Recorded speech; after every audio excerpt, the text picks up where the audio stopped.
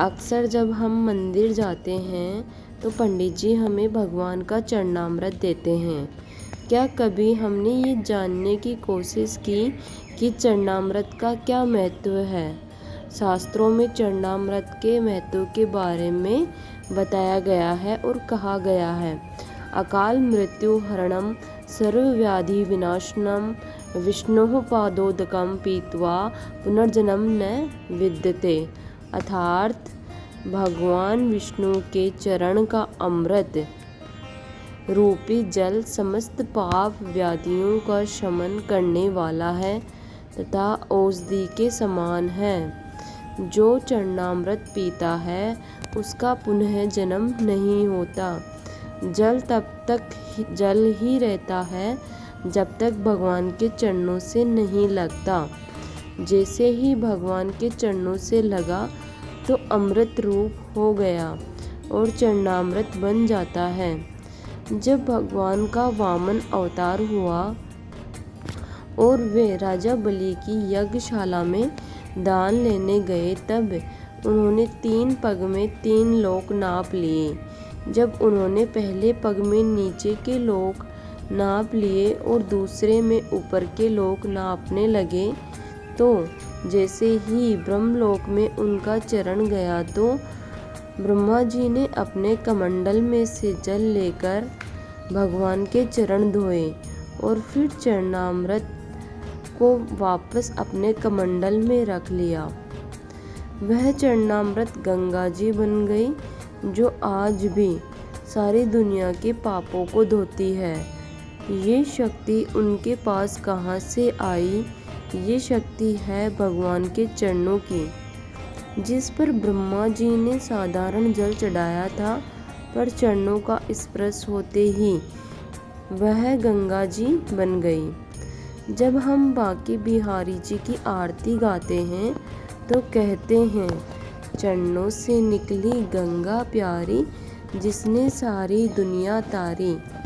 धर्म में से बहुत ही पवित्र माना गया है तथा मस्तक से लगने के बाद इसका सेवन किया जाता है। चरणामृत का सेवन अमृत के समान माना गया है। कहते हैं, भगवान श्री राम के चरण धोकर उसे चरणामृत के रूप में स्वीकार कर केवट न केवल स्वयं भव बाधा से पार हो गया, बल्कि उसने अपने पूर्वजों को भी तार दिया। चरणामृत का जल हमेशा तांबे के पात्र में रखा जाता है। आयुर्वेदिक मतानुसार तांबे के पात्र में अनेक रोगों को नष्ट करने की शक्ति होती है, जो उसमें रखे जल में आ जाती है। उस जल का सेवन करने से शरीर में रोगों से लड़ने की क्षमता पैदा हो जाती है तथा रोग नहीं होते।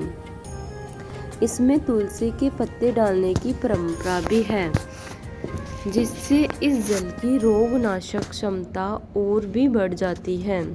तुलसी के पत्ते पर जल इतने परिमाण में होना चाहिए कि सरसों का दाना उसमें डूब जाए। ऐसा माना जाता है कि तुलसी चरणामृत लेने से मेधा, बुद्धि, स्मरण शक्ति को बढ़ाता है।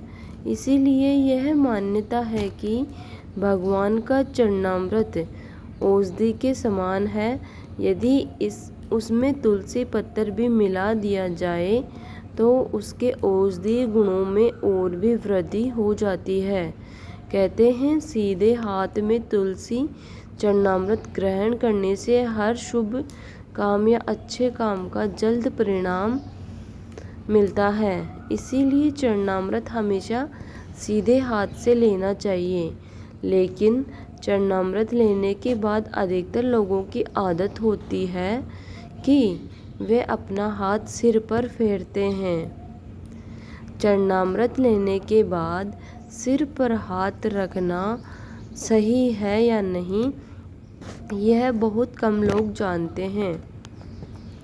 दरअसल शास्त्रों के अनुसार चरणामृत लेकर सिर पर हाथ रखना अच्छा नहीं माना जाता। कहते हैं, इससे विचारों में सकारात्मकता नहीं बल्कि नकारात्मकता बढ़ती है। इसीलिए चरणामृत लेकर कभी भी सिर पर हाथ नहीं फेरना चाहिए। ये हमें ध्यान रखना चाहिए। चरणामृत का बहुत महत्व है। चरणामृत भगवान का आशीर्वाद होता है।